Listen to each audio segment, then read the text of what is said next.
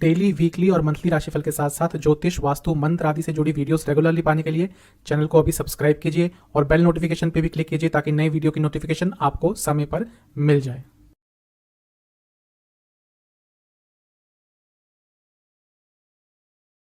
ओम गणेशाय नमः। ओम नमः शिवाय। मैं निखिल ज्योतिष आचार्य आप सभी का मेरे चैनल पे पुनः स्वागत करता हूँ। आशा करता हूँ आप सभी स्वस्थ होंगे। महादेव की कृपा आप सभी पर सदैव बनी रहे। अपनी वीडियो की श्रृंखला को आगे बढ़ाते हुए आज हम मिथुन यानी कि जेमिनाई लग्न और राशि के जातकों के बारे में बात करेंगे। उन 10 चीज़ों के बारे में बात करेंगे जो उनके जीवन में दुख का कारण बनती है। इन 10 चीज़ों को आप अपना नेगेटिव पॉइंट्स भी मान सकते हैं। निंदा के औचित्य से ये वीडियो नहीं बना है। ये जो वीडियो है इस औचित्य से बना है कि इन 10 चीज़ों पर आप काम करके, इन चीज़ों का विवेचन करके अपने जीवन में सकारात्मकता लाएंगे और इन चीज़ों को अवॉइड करेंगे। इसके साथ ही इस वीडियो में मैं एक ऐसी राशि भी बताऊंगा या 2 ऐसी राशियां बताऊंगा जिनसे आपको थोड़ा संभल के रहना चाहिए, जो आपके जीवन में नकारात्मकता ला सकती है। एक ऐसा टाइम भी बताऊंगा जो आपके जीवन में बुरा रहा होगा या उस समय पे थोड़ा बचना चाहिए। और वीडियो के अंत में एक उपाय भी बताऊंगा जो आप निरंतर कर सकते हैं, जिससे आपके जीवन में सकारात्मकता हमेशा बनी रहेगी। सवाल आता है लग्न से देखें या राशि से। जीवन में लग्न और राशि दोनों ही महत्वपूर्ण होती हैं। तो यदि आपका लग्न मिथुन है तो भी आप इस वीडियो को देख सकते हैं, यदि आपकी राशि मिथुन है तो भी आप इस वीडियो को देख सकते हैं। शुरुआत करते हैं मिथुन लग्न या राशि के जातकों के लिए 10 दुख के कारण वाली ये वीडियो। सबसे पहला कारण, ओवर थिंकिंग, ज़्यादा सोचना। मिथुन लग्न और राशि के जातक बहुत ज़्यादा ओवर थिंकिंग करते हैं। ज़्यादा नहीं, बहुत ज़्यादा। एक होती है ओवर थिंकिंग करना, एक होती है ज़्यादा ओवर थिंकिंग करना, एक होती है बहुत ज़्यादा ओवर थिंकिंग करना। तो जो थर्ड कैटेगरी में लोग आते हैं वो हैं मिथुन लग्न और राशि के जातक, जो बहुत ज़्यादा ओवर थिंकिंग करते हैं। चीज़ों को सोच सोच कर इतना कॉम्प्लिकेट कर देते हैं कि एक बहुत सरल सी चीज़ भी इनको मुश्किल लगने लग जाती है। व्यर्थ की चिंताएं करते हैं। जिन चीज़ों का कोई वास्तविक जीवन से लेना देना नहीं होता, उन चीज़ों पर भी ये चिंताएं करते रहते हैं। जैसा मैंने कहा, बहुत ज़्यादा ओवर थिंकिंग करते हैं। तो ये इनके जीवन का सबसे पहला कारण बनता है जो इनको दुख देता है, क्योंकि उसके कारण अपनी मानसिक स्थिति को स्टेबल नहीं होने देते। कई बार ऐसी चीज़ों पर ओवर थिंक करते हैं जो इनके जीवन में दुख को और बढ़ाती है। तो सबसे पहला कारण, इनको ओवर थिंकिंग से थोड़ा बचना चाहिए, क्योंकि वो इनको नकारात्मक रूप से प्रभावित करता है। दूसरा पॉइंट, व्यंग्यात्मकता। कभी कभी इनकी वाणी में व्यंग्यात्मक तत्व आ जाता है, जिसको इंग्लिश में कहते हैं सटायरिटिकल होना या सटायर वर्ड्स का उपयोग करना। इसके पीछे भी एक कारण होता है, क्योंकि ये बुद्धिमान लोग होते हैं, इनके पास नॉलेज होती है, इनके पास इंफॉर्मेशन होती है। तो कभी कभी ये किसी से कुछ बात करते हैं और कोई ऐसा टॉपिक छिड़ जाता है जिसके बारे में इनको पता होता है, तो ये इतनी डिटेल्स दे देते हैं कि उस व्यक्ति को लगता है कि ये उनका उपहास उड़ा रहे हैं, क्योंकि ये पूछते हैं कि तुम्हें नहीं पता इसके बारे में, तुम्हें इतना भी नहीं पता। वो कभी कभी इनके अंदर आ जाता है, जानबूझ के शायद नहीं कहते, लेकिन वो सामने वाले व्यक्ति को लगता है कि ये व्यंग्यात्मक हो रहे हैं, और इसके कारण इनके कई लोगों से संबंध थोड़े बिगड़ जाते हैं और आगे चलकर यही चीज़ इनके एक दुख का कारण भी बनती है। तीसरा पॉइंट जो इनके दुख का कारण बनता है, ये किसी भी चीज़ से बहुत जल्दी बोर हो जाते हैं। क्यूरियस होते हैं, इनका नेचर होता है क्यूरियस, हर चीज़ के बारे में जानने चाहेंगे। अब उस क्यूरियोसिटी से क्या होता है कि ये कई चीज़ों की शुरुआत कर देते हैं। इन्होंने देखा कि हाँ, एक व्यक्ति योगा कर रहा है, योग सीख रहा है, तो इन्होंने सोचा कि मैं भी योग सीखूंगा। इन्होंने एनरोल कर दिया, फीस दे दी, योगा मैट खरीद लिया, सब कुछ कर लिया। 2 हफ्ते बाद इनको लगेगा नहीं, योगा में मज़ा नहीं आ रहा, बोरिंग है, जिम ज्वाइन कर लेते हैं। वही फिर उन्होंने जिम के साथ भी किया। इन्होंने जिम ज्वाइन किया, वहाँ पे भी इनको मज़ा नहीं आया। पहले तो पूरी इन्फॉर्मेशन ले ली, फिर 2-3 हफ्ते बाद इनको लगा कि नहीं, जिम में भी इतना मज़ा नहीं आ रहा, फिर कुछ और कर लेंगे। तो यही इनके दुख का कारण बनता है, क्योंकि ये बहुत चीज़ें स्टार्ट करते हैं, हर चीज़ के बारे में इन्फॉर्मेशन ले लेते हैं, क्यूरियस होते हैं, लेकिन अधिकतम चीज़ों को ख़त्म नहीं कर पाते, इसीलिए अपना ही नुकसान करवाते हैं। चौथा पॉइंट बहुत इंपॉर्टेंट है, ये इंटेलिजेंट होते हैं लेकिन इमेच्योरिटी होती है इनके अंदर, और ये दोनों चीज़ें जब मिल जाती हैं तो घातक होती हैं। इनके पास इन्फॉर्मेशन दुनिया भर की होती है, लेकिन इनके पूरे व्यक्तित्व में कहीं ना कहीं इमेच्योरिटी झलकती है।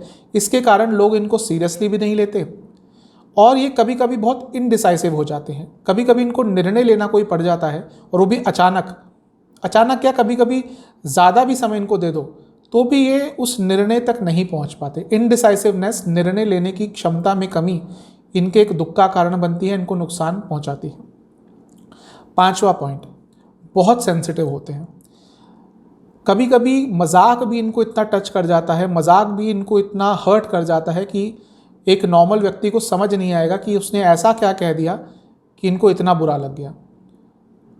और वो भी कभी कभी समय होता है, जैसे मैंने कहा बुध इनके लग्न या राशि के स्वामी हैं, वो बहुत तेज चलते हैं और वो तेज चलते हैं, सूर्य के आसपास रहते हैं। अब गोचर में यदि वो वक्री हैं, अगर अस्त हैं, तो उस समय ये ज़्यादा सेंसिटिव रहते हैं।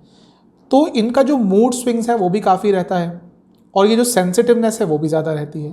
तभी जो इनके आसपास के लोग होते हैं वो इनसे बहुत बचकर बातचीत करना पसंद करते हैं, जो इनको जानते हैं, क्योंकि उनको पता है इनको छोटी छोटी चीज़ें हर्ट कर जाती हैं और उसके कारण ये बहुत बुरा फील करते हैं और अंत में जाकर कहीं ना कहीं संबंधों में भी कुछ विकार आ सकते हैं।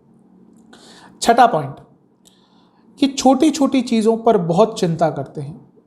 जैसा मैंने शुरू में कहा था, व्यर्थ की चिंताएं करते हैं। इनको कोई छोटा पॉइंट बता दो जिसके बारे में इनको नहीं पता या नॉलेज नहीं है, ये उसके बारे में इतनी चिंता करेंगे कि इनकी रातों की नींद भी कई बार ख़राब हो जाती है। सपोज ग्लोबल वार्मिंग, मैं एक व्यक्ति को जानता था, वो भी मिथुन लग्न का था, तो उनको किसी ने बता दिया कि ग्लोबल वार्मिंग के कारण आइस पिघल रही है। कम से कम वो व्यक्ति ढंग से 1 हफ्ते तक सोया नहीं। पूरी रिसर्च उन्होंने कर डाली कि ग्लोबल वार्मिंग क्यों हो रही है। इस तरह से ये छोटी छोटी चीज़ों पर चिंताएं करते हैं और अपनी ही जीवन में नकारात्मकता, अपने ही जीवन में व्यर्थ की चिंताओं को स्थान देते हैं और उसके कारण इनके जीवन में कहीं ना कहीं दुख का प्रवाह बढ़ता है। 7वां पॉइंट, ये कॉन्फिडेंस लैक करते हैं। एक बहुत ही महत्वपूर्ण पॉइंट है ये। इनके अंदर बहुत प्रतिभा होती है, बहुत पोटेंशियल होता है, नॉलेज होती है, इंटेलिजेंस होती है, लेकिन सही समय पर उसको दिखा नहीं पाते क्योंकि कॉन्फिडेंस लैक करते हैं। अब ऐसा तो नहीं है कि जितने भी मिथुन लग्न राशि के जातक हैं उनके साथ ऐसा होता होगा। बाकी चीज़ें भी कुंडली के हिसाब से बदल जाती है। अगर लग्न में अच्छे सूर्य हैं, मंगल का प्रभाव है, तो इनके अंदर कॉन्फिडेंस रहता है, लेकिन यूजुअली जनरली थोड़ा सा कॉन्फिडेंस की कमी होती है। इसके कारण जो भी प्रतिभा है उसके फुल पोटेंशियल तक नहीं पहुंच पाते। बहुत कुछ कर सकते हैं लेकिन कई बार वैसा नहीं कर पाते क्योंकि एक आत्मविश्वास की कमी होती है। इनको पुश चाहिए होता है। अगर इनके आसपास के लोग अच्छे हैं जो जानते हैं कि हाँ भाई इस व्यक्ति में इतनी प्रतिभा है, इसको सिंगिंग आती है, इसको कोई इंस्ट्रूमेंट प्ले करना आता है, इसको ये आता है, इसको वो आता है, और वो लोग इनको पुश करते हैं कि भाई तुम आगे बढ़ो, तो ये आगे बढ़ जाते हैं। लेकिन अपने लेवल पर थोड़ा इनके अंदर कॉन्फिडेंस की कमी होती है। इसके कारण जितना ये अचीव कर सकते हैं उसमें काफ़ी हद तक कमी आ जाती है। अपने कॉन्फिडेंस पे ये लोग काम करते हैं या करेंगे तो बहुत आगे बढ़ सकते हैं। 8वां पॉइंट, एक लेड बैक एटीट्यूड होता है कि कर लेंगे, देख लेंगे, हो जाएगा। और उसके साथ ही विड्रॉल सिम्टम्स आते हैं। विड्रॉल सिम्टम्स मतलब कि कभी कभी ये लोगों से एकदम डिटैच होना शुरू कर देते हैं, ये अपने काम से डिटैच होना शुरू कर देते हैं। 3-4 दिन अगर इनके भाई बहन या कजिन्स भी इनके साथ रहना शुरू कर दें तो उनसे भी इनको प्रॉब्लम होना शुरू हो जाती है। ये अपने दोस्तों के साथ भी अगर कहीं ट्रिप पे जाएं तो 2-3 दिन तो इनको बहुत अच्छा लगेगा, लेकिन अगर वो ट्रिप लंबा होगा 1 हफ्ते का तो 2-3 दिन बाद इनको हर व्यक्ति से थोड़ी प्रॉब्लम होना शुरू हो जाएगी और वो विड्रॉल सिम्टम्स आएंगे। और जो ये लेड बैक एटीट्यूड की मैंने बात करी है, कभी कभी इनके कार्य क्षेत्र में एक नेगेटिव इम्पैक्ट डालता है। इनका मन हटने लग जाता है अपने कार्य से और फिर आगे चलकर इनके कार्य क्षेत्र में एक नकारात्मकता आ सकती है। 9वां पॉइंट, 9th, कि बहुत मिसअंडरस्टूड होते हैं। मैं 2-3 पॉइंट्स पहले बता चुका हूँ, जैसे इमेच्योरिटी और ओवर थिंकिंग। अब ये दोनों मिलकर क्या करती हैं कि इनको मिसअंडरस्टूड करवाती है लोगों के सामने। एक तो इनके दिमाग में बहुत कुछ चल रहा होता है, फिर थोड़ी इनके अंदर इमेच्योरिटी भी होती है। वो इमेच्योरिटी इनकी वाणी में भी झलकती है। इनके मन में क्या चल रहा होता है, इनके थॉट्स क्या चल रहे होते हैं, और जब ये बोलते हैं तो वो चीज़ें पूरी बदल जाती हैं। इसके कारण ये अपने पॉइंट ऑफ व्यूज़ को, अपनी बातों को ढंग से लोगों को समझा नहीं पाते, इसलिए लोग इनको गलत तरीके से समझते हैं, गलत तरीके से परसीव करते हैं। और ये भी इनके जीवन में एक दुख का कारण बनता है क्योंकि इनका असली व्यक्तित्व कई लोगों को पता ही नहीं होता। लोग इनकी बातों पे चले जाते हैं जिसमें मैच्योरिटी होती है, जिसमें क्लैरिटी नहीं होती है, और इसके कारण इनको गलत समझा जाता है। तो बीइंग मिसअंडरस्टूड इनका एक 9th पॉइंट है जो इनको जीवन में दुख देता है। 10वां पॉइंट बहुत महत्वपूर्ण है, बहुत महत्वपूर्ण, इस पे तो आपको काम करना चाहिए। इनको जब गुस्सा आता है तो ये दबा लेते हैं, ये दबा लेते हैं और उसको सिर्फ दबाते ही रहते हैं, उसको कंट्रोल करते रहते हैं। किसी ने इनको कुछ बुरा ये उस टाइम नहीं बोलेंगे, बस सोचते रहेंगे सोचते रहेंगे सोचते रहेंगे। फिर वो गुस्सा एकदम जैसे कहते हैं वॉल्केनो, एक ज्वालामुखी की तरह फूटता है, और जिस पे वो फूटेगा उससे कई बार इनके संबंध जीवन भर तक के लिए खराब हो जाते हैं।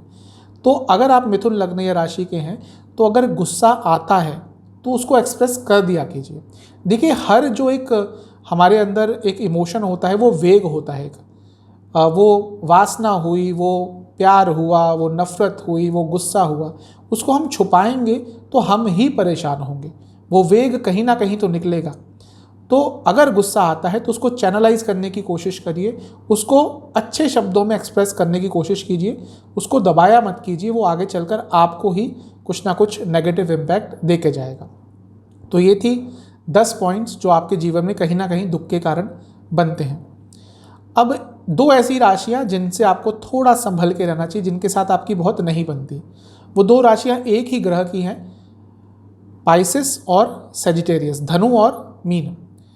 इनके साथ वैचारिक मतभेद बहुत होते हैं। अब वो बृहस्पति की राशि, ये बुध की राशि, वो नॉलेज का भंडार, ये इन्फॉर्मेशन का भंडार, दोनों एक दूसरे को नहीं समझ पाते और दोनों एक दूसरे के साथ बहुत ज़्यादा एडजस्ट नहीं कर पाते। तो इन 2 राशियों से थोड़ा सा दूरी बनाकर रखेंगे तो अच्छा रहेगा। कौन सा समय इनके लिए मुश्किल रहता है? एक तो इनका टीनेज का जो समय होता है वो आसान नहीं रहता, वहाँ पे इनको बहुत मिसअंडरस्टूड किया जाता है, लोग इनको गलत समझते हैं, कभी कभी गलत आदतों में भी पड़ जाते हैं। बुध एक यंग ग्रह है, टीनेज ग्रह है, और वो बहुत जल्दी इन्फ्लुएंस हो जाते हैं। तो यदि इनकी कंपनी इनके टीनेज ईयर में अच्छी नहीं रही तो बहुत प्रॉब्लम्स में पड़ जाते हैं अलग अलग तरह की। और दूसरा, जब ये 40-45 क्रॉस कर जाते हैं वहाँ पे भी इनके लिए थोड़ा प्रॉब्लमेटिक समय शुरू हो जाता है, क्योंकि ये छोटी छोटी चीज़ों से इरिटेट हो जाते हैं और उसके कारण बहुत परेशान रहते हैं। एक उपाय जो इनको निरंतर करना चाहिए कि वो एटलीस्ट महीने में एक बार शिव मंदिर या गणेश जी के मंदिर जाकर गणेश जी को दुर्वा अर्पण करके उनको पंचामृत का भोग लगाना चाहिए। ये इनको निरंतर हर महीने में एटलीस्ट एक बार करना चाहिए। इससे इनके जीवन में बहुत सकारात्मकता और स्थिरता अवश्य आएगी। मैं आशा करता हूँ इस वीडियो के बनाने का जो औचित्य है वो सिद्ध होगा, वो आपके काम आएगा। चैनल पे नए हैं तो सब्सक्राइब कीजिए, वीडियो को लाइक कीजिए। मिलता हूँ अगली वीडियो में, तब तक के लिए ओम नमः।